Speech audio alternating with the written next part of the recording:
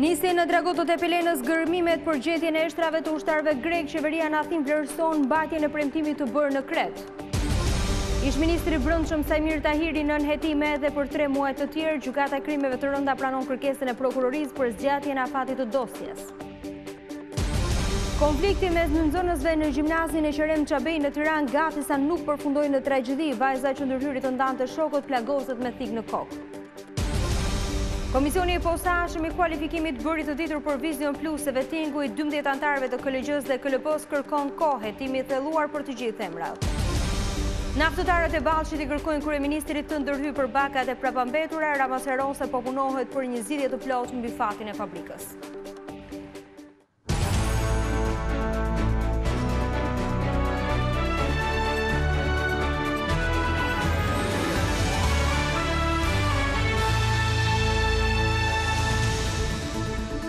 Mirdita zonja dhe zotrin, do t'jemi së bashku në edicionin informativ të orës 15 këtu në ekranin e Vizion Plus.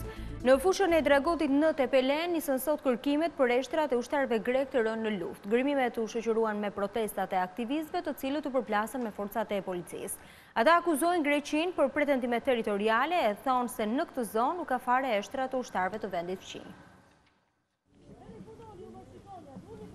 Një grup ekspertësh me përfaqësues të palës greke dhe shqiptare nisën kërkimet për eshtrat e ushtarëve grek në zonën e dragotit në Tepelen.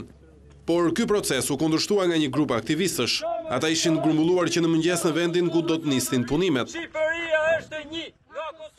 Qytetarët, disa prej të cilëve të ardhur nga Maqedonia, tentuan të prishin rrethimin e ngritur për të siguruar zonën, por në këtë situatë ndërhyri policia. Protestuesit e konsideruan të papranueshme atë që po ndodh në dragot. Aktivistët thanë se nuk do të lejojnë gërmimet dhe se çështjen do ta ndjekin në rrugë ligjore. Po të ishte kjo e ligjshme dhe diçka e vërtet, duhet të ishin edhe autoritetet italiane. Pasi kanë qenë palë dy luftuese, nuk kena një tradhtar në kokë të kishës. Ka paguar njerëz për të sill eshtra shqiptarësh dhe po të bëhet analiza ADN-ja, ato dalin që janë shqiptarë. Kjo është vetëm dita e parë e fillimit të reagimit qytetar. Ne do ta ndjekim me rrugë ligjore faktin për të vërtetojmë nëse ka leje për të bërë një ndërhyrje të tillë, pasi mungesa e specialistëve italianë ngre dyshimet mëdha mbi ligjshmërinë e këtij akti. Çfarë legitimiteti ka kjo qeveri e cila nuk mbron interesat dhe territorin e saj? Dhe të mos zhvarrosen shqiptarët për të varrosur grek. Nisjen e punimeve ndoqi nga afër edhe ambasadoria greke në Tiranë, Eleni Surani. Në këtë moment gërmimet po bëhen për të kryer shënjimin e lokaliteteve të eshtrave. Nisja e procesit të kërkimeve vjen pas negociatave mes Tiranës dhe Athinës për çështjet më të nxehta, mes të cilave edhe ajo e varrezave të ushtarëve grek. Punimet pritet të vijojnë edhe në zona të tjera, ku ka të dhëna se ndodhen eshtrat rreth 6800 ushtarëve të rënd gjatë luftës italo-greke.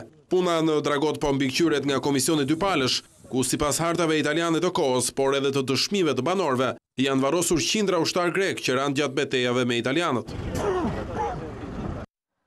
Athina zyrtare konsideron një hap të madh nisjen e zhvarrimeve të eshtrave të ushtarëve grek të rënë në luftë. Ministria e Jashtme deklaroi se qeveria shqiptare e mbajti premtimin e bërë gjatë negociatave në ishullin e Kretës.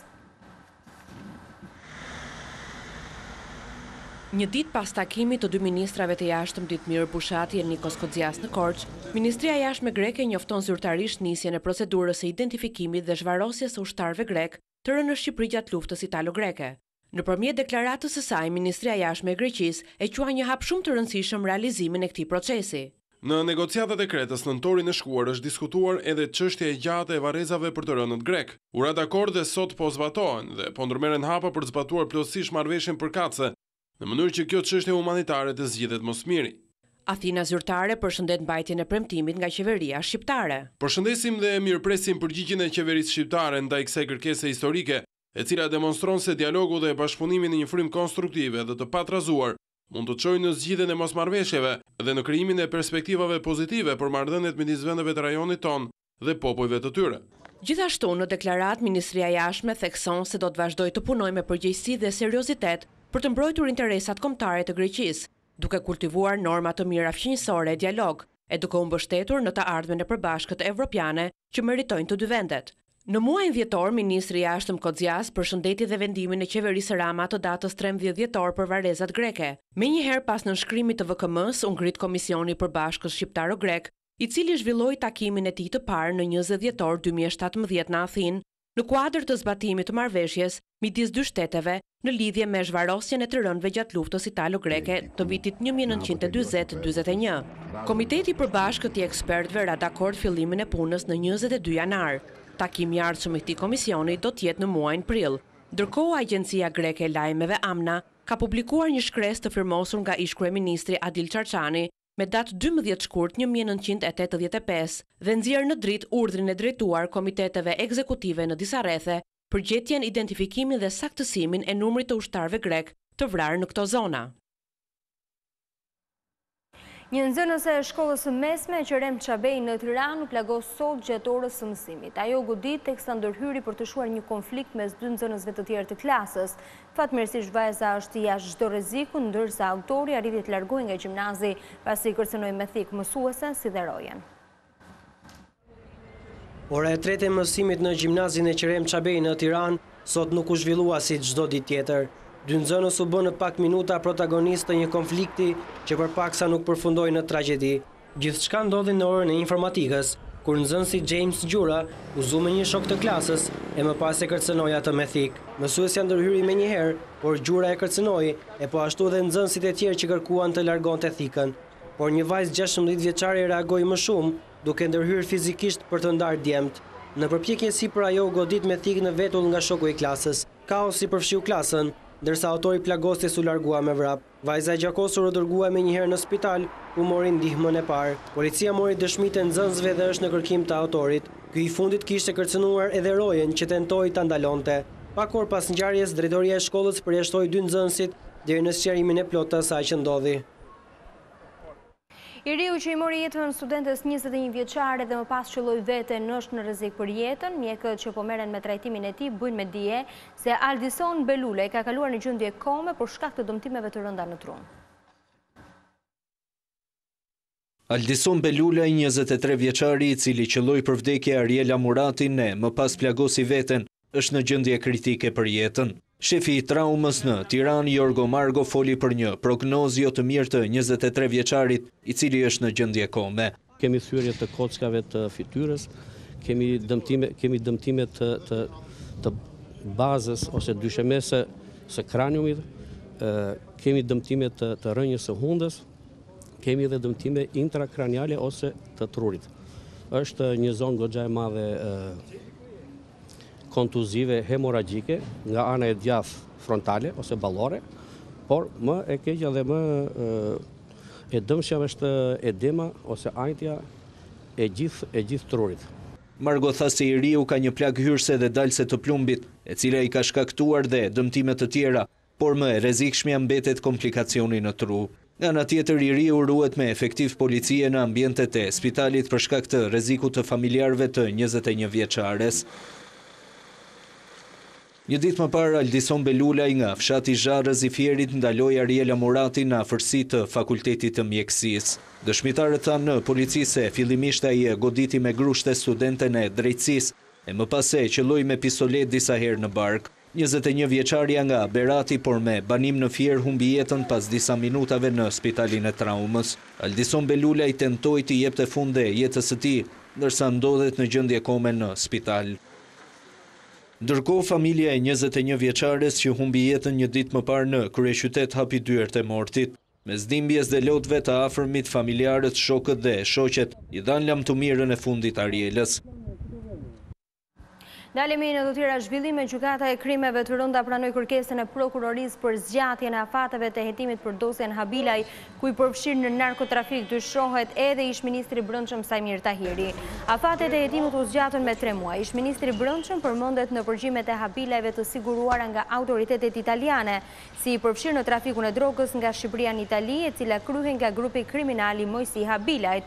Më herët, prokuroria e përgjithshme e përkohshme Arta Marku mbështeti prokurorin e krimeve të rënda në hetimet e saj. Në takimin që pati me prokurorin Besim Hadarmataj, Marku i garantoi mbështetjen e saj në çështje kundër krimit dhe korrupsionit, duke kërkuar që të vazhdoj pa hezitim dhe vendosmëri punën dhe hetimet e filluara. Një ditë pas ngjarjes së rëndë në Vlorë, ku nën e birë u vranë dhe më pas u dogjën në banesën e tyre, policia ende nuk ka asnjë të dyshuar. Të shoqëruarit nga policia pas marrjes në pyetje janë lënë të lirë. Blutë e Vlorës bëjnë me dije se po vijojnë hetime, ndërkohë që persona të tjerë po merren në pyetje për të hedhur dritë mbi ngjarjen. Selkie Hoxhallari dhe djali i saj Olsi Hoxhallari, banues në Lajme 1 Maj, u gjetën të vdekur në orët e para të mëngjesit të së dielës. Në trupat e pajet u konstatuan dëmtime fizike.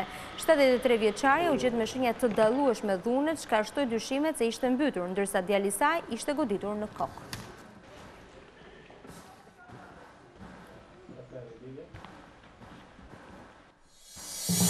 Qeveria shpreson të hapë pjesërisht bypassin e Firit në korrik të këtij viti. Autoritetet sqarojnë se në muajin prill do të rinisin punimet edhe në bypassin e Vlorës. Presidenti Meta apel politikës kosovare, palët të bashkëpunojnë për integrimin.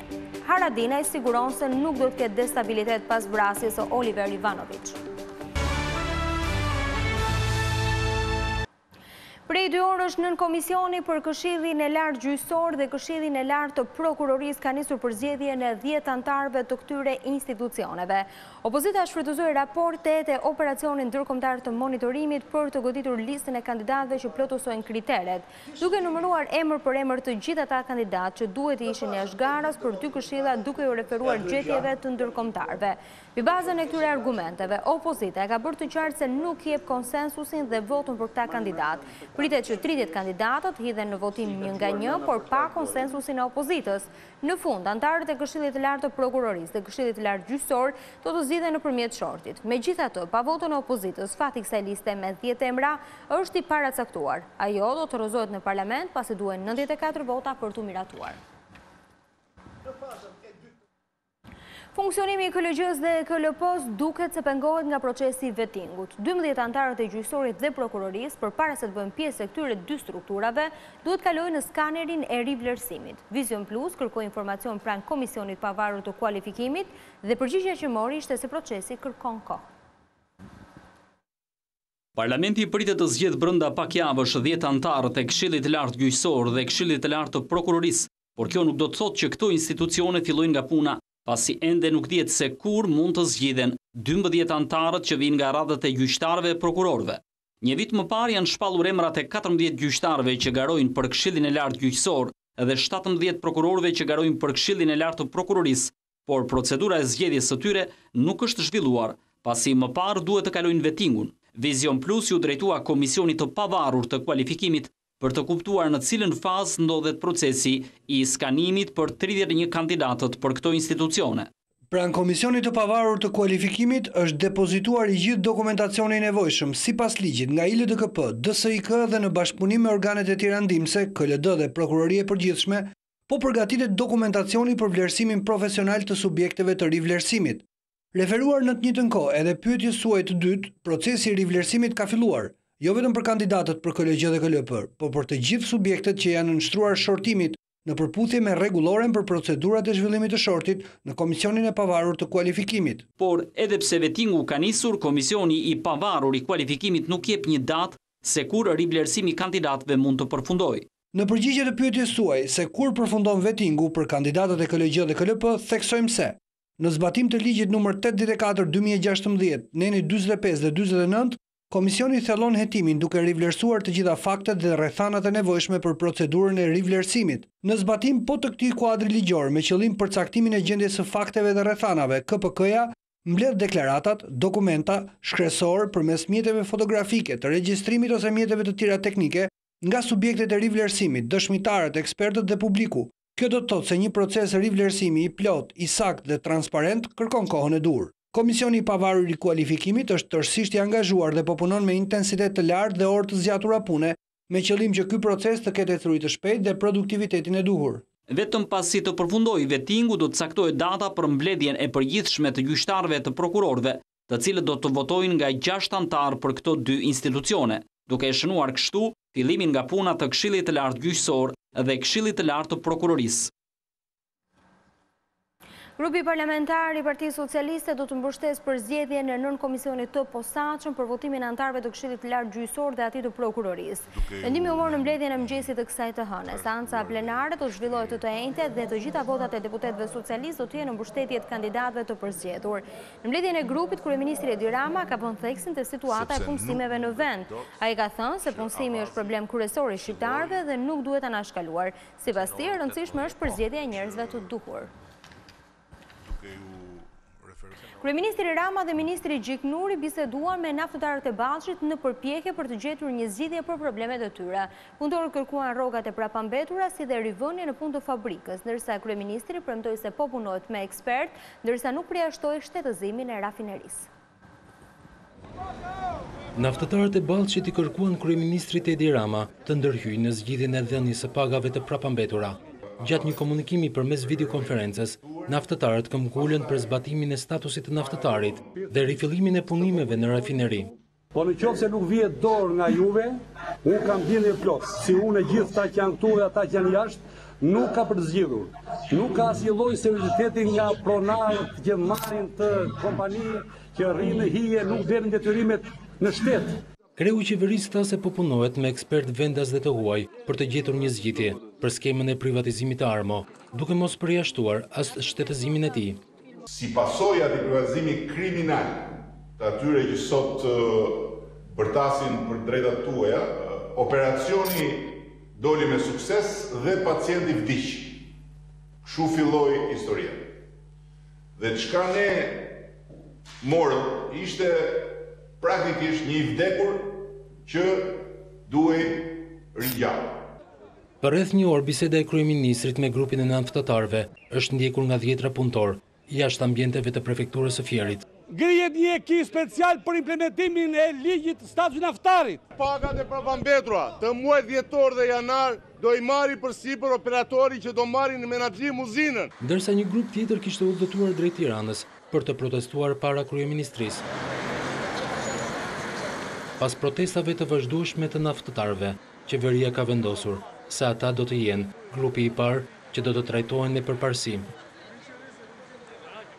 Lideri i opozitës u bën thirrje qytetarëve në Korçë të bashkohen në protestën e 27 janarit përpara kryeministrisë. Lulzim Basha akuzoi Edi Ramën se po përdor dy standarde, një për qytetarët e një tjetër për klientët e qeverisë.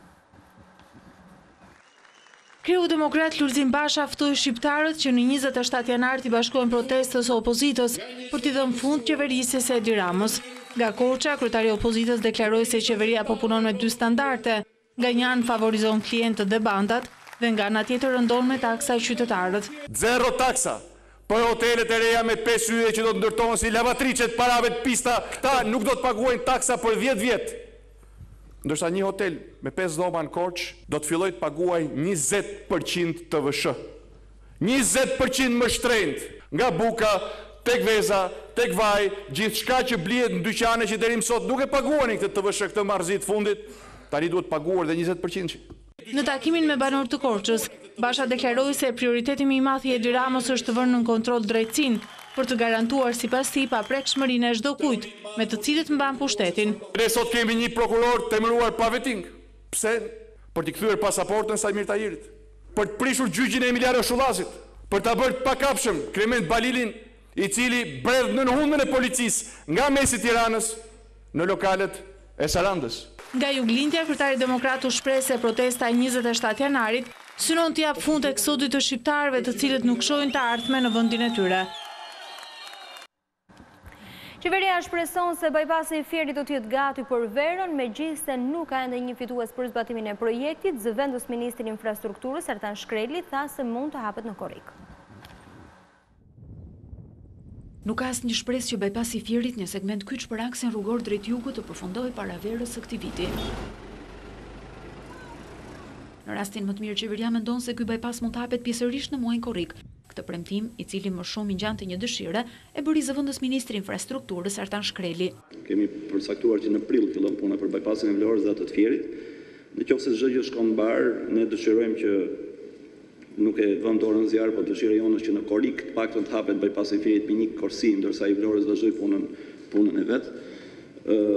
Dhe të kryqëzojmë gishat për thënë që do t'jetë hera e mirë e këtyre dy bypasseve kaq emblematike. Ky i Vlorës më pak, ai i Fierit më shumë. Gjatë diskutimeve për miratimin e një marrëveshje që parashikon studimin e fizibilitetit për disa projekte në infrastrukturë, në kryetare e Komisionit Ekonomisë Juri dhe Tabaku deklaroi se qeveria nuk mund të vijë me parashikime, por me afate konkrete.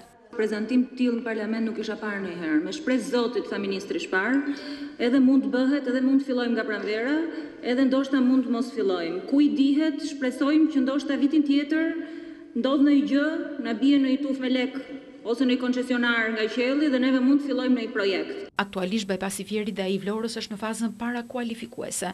Një sër kompanish kanë shfaqur interes për ndërtimin e tyre, por nuk është kryer ende seleksionimi i firmave për të nxjerrë fituesit dhe më pas të lidhet kontrata. Një tjetër mjet i tipit Benz është përfshirë nga flakët mëngjesin e kësaj të hënën në qytetin e Vlorës. Sipas policisë, shkak i djegjes së makinës dyshohet se është një shkëndijë elektrike. Sipas flakëve, makina është dëmtuar në pjesën e përparme të saj, por është arritur që zjarri të vihet në kohë në kontroll nga forcat zjarrfikse. Djegja e mjeteve është rasti përsëritur në qytetin e Vlorës. Shumica e tyre kanë qenë zjarrvënie të qëllimshme. Presidenti Ilir Meta i bën thirrje qeverisë dhe opozitës në Kosovë të bashkëpunojnë në të mirë të vendit. Kreu i shtetit shqiptar u takua me kryeministrin Ramush Haradinaj, i cili siguroi se nuk ka asnjë shqetësim për destabilizim pas vrasjes së Oliver Ivanović. Presidenti Ilir Meta vizitoi Kosovën me rastin e 12 vjetorit të ndarjes nga jeta të ish presidentit Ibrahim Rugova. Ai apeloi që qeveria dhe opozita kosovare të gjejnë zgjidhje të mençura, të cilat do ta forcojnë vendin e do të përmirësojnë imazhin në arenën ndërkombëtare. Shpresoj shumë angazhimin e mëtejshëm të kryeministit Haradinaj dhe të gjithë qeverisë, por edhe të opozitës për të dhënë zgjidhje të mençura për gjithë ato çështje të cilat do ta forcojnë pozitën ndërkombëtare të Kosovës dhe në këtë drejtim vetë se mund t'i sigurojnë për mbështetjen tonë maksimale gjithmonë në koordinim me kryeministrin e Kosovës, me presidentin e Kosovës, me parlamentin e Kosovës, me gjitha institucionet. Ndërsa kryeministri Haradinaj theksoi se qëllimi i Kosovës mbetet integrimi i saj në strukturat euroatlantike. I pyetur nga gazetarët për gjendjen e sigurisë në Kosovë pas vrasjes së liderit të serbëve të Kosovës, Oliver Ivanović, Haradinaj tha se nuk ka asnjë arsye për destabilizim të vendit. Të gjithë mekanizmat e rendit dhe të sigurisë konfirmojnë pra që situata e sigurisë Kosovës stabile e qetë. Tragedia ose vrasja e zotit Oliver Ivanović është marrësisht nga institucionet e vendit, nga policia, nga hetusia, nga inteligjencia. Mirë po s'ka paralajmërime pra për çfarë do destabilizimit të Kosovës. E vërtetë edhe vizita e presidentit Vučić ka lënë një atmosferë korrekte, edhe besojmë edhe porosia nga kjo vizitë është e qartë që përgjithësi për gjithë në Kosovë ka Kosova. Presidenti Ilir Meta u ndal edhe tek rrugëtimi i rajonit drejt integrimit. Kreu i shtetit shqiptar tha se është rëndësishme që të gjitha vendet të marrin një mesazh inkurajues për procesin e reformave. Ashtu se shpritej Albin Kurti u rizgjot në krye televizjes së vetëvendosje. I vetëm në gara i mori 99% të votave, por procesi u kritikua për shkak të pjesëmarrjes së ulët të antarësisë në votime. Albin Kurti, kandidati i vetëm në garën për kreun e vetëvendosjes, është rizgjedhur në krye të saj me rreth 99% të votave. Sipas Komisionit Zgjedhor të Përgjithshëm, më pak se 1% e aktivistëve të kësaj force politike votuan kundër themeluesit të saj, por të dorëhequrit nga partia nuk u bën pjesë e votimit. Në mesin e tyre ishin Visari Meri, Dardan Molliqaj e Dardan Sejdiu. Edhe pse Komisioni Zgjedhor nuk i ka bërë të ditura shifrat, nuk kanë munguar komentet në lidhje me pjesëmarrjen e ulët në votime dhe hamendësimet se vetëm 30% e aktivistëve kanë votuar. Dorëheqjet e fundit kanë reflektuar edhe një herë krizën politike në të cilën gjendet kjo parti. Hape drita jeshile për koalicionin e ri qeverisës në Gjermani, socialdemokratët votuan pro bisedimeve me konservatorët. Megjithatë, do të pritet edhe vendimi i antarëve socialdemokrat, të cilët votojnë me post. Socialdemokratët e qendrës së majtë në Gjermani kanë rënë dakord të fillojnë bisedimet zyrtare të koalicionit me konservatorët e kancelares Angela Merkel. Pas një debatit të zgjatur dhe pasigurisë deri në minutën e fundit, 362 delegat nga 642 gjithsej pranuan fillimin e bisedimeve për një koalicion të ri. Kreu i socialdemokratëve Martin Schulz u shpreh i lehtësuar pas votimit pozitiv, duke shtuar se më e rëndësishme tani është ruajtja e unitetit të partisë. Kancelarja gjermane Angela Merkel e përshëndeti voton pro të socialdemokratëve. Me këtë hapet rruga për negociata, tha Merkel, por dokumenti paraprake i arritur mes socialdemokratëve dhe Unionit është korniza e bisedimeve. Negociatat për koalicionin pritet të fillojnë në ditët në vijim, por ka edhe një pengesë. Pas marrëveshjes do të votojnë me post 440.000 antar socialdemokrat, e vetëm nëse ata thonë po, krijohet koalicioni i ri me Angela Merkelin. Shërbimet publike në Shtetet e Bashkuara janë të paralizuara për shkak të mbylljes së qeverisë. Punonësit e administratës në shumë sektor nuk janë paraqitur në vendet e tyre të punës. Pas ngërçit që ka shkaktuar mbyllja e qeverisë në Shtetet e Bashkuara, qindra e mijëra punonjës të administratës nuk janë paraqitur në punë pasi Senati Amerikan dështoi në përpjekjet për të arritur një marrëveshje. Mbyllja e qeverisë nisi mes natën e së premtes, kur ligjvënësit nuk arritën dakordësinë në projektligjin për financimin e buxhetit. Të hënën pasdite do të votohet në Senat për të dhënë fund krizës. Kjo do të thotë se shumë zyrat e qeverisë do të qëndrojnë të mbyllura. Shumica e stafit në departamentet e banimit, mjedisit, arsimit dhe tregtisë nuk janë paraqitur në punë. Gjysma e punëtorëve në departamentet e thesarit, shëndetësisë, mbrojtjes dhe transportit gjithashtu nuk do të punojnë. Përpunimi i vizave dhe pasaportave mund të vonohet, por shërbimet thelbësore që mbrojnë jetën ose pronën do të vazhdojnë, duke përfshirë sigurinë kombëtare, shërbimet postare, kontrollin e trafikut ajror, disa shërbime mjekësore, asistencën dhe katastrofave dhe burgjet. Sipas rregullave të Senatit, buxheti kërkon 60 vota në dhomën me 100 antar. Republikanët aktualisht kanë 51 senator, që do të thotë se kanë nevojë për ndihmën e disa demokratëve për të miratuar buxhetin. Hera e fundit që qeveria u mbyll ishte viti 2013 dhe zgjati për 16 ditë. Ajo i kushtoi qeverisë $2 miliard humbje në produktivitet dhe shkaktoi pasoja negative. Nisi në dragutët e Pelenës gërmimet për gjetjen e eshtrave të ushtarëve grek. Qeveria në Athinë vlerëson mbajtjen e premtimit të bërë në Kret. Ish-ministri brendshëm Samir Tahiri nën hetime edhe për 3 muaj të tjerë. Gjykata e krimeve të rënda pranon kërkesën e prokurorisë për zgjatjen e afatit të dosjes. Konflikti mes nënëzënësve në gjimnazin e Qerem Çabej në Tiranë gati sa nuk përfundoi në tragjedi. Vajza që ndërhyri të ndante shokut plagoset me thik në kokë. Komisioni posaçëve i kualifikimit bëri të ditur për Vizion Plus se vettingu i 12 antarëve të KLG-s dhe KLP-s kërkon kohë hetimi thelluar për të gjithë emrat. Naftëtarët e Banqit i kërkojnë kryeministrit të ndërhyjë për pagat e prapambetura. Rama sqaron se po punohet për një zgjidhje të plotë mbi fatin e fabrikës.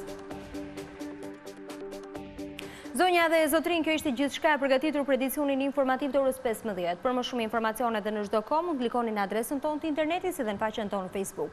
Bashkë ndajemi këtu, mirupafshim.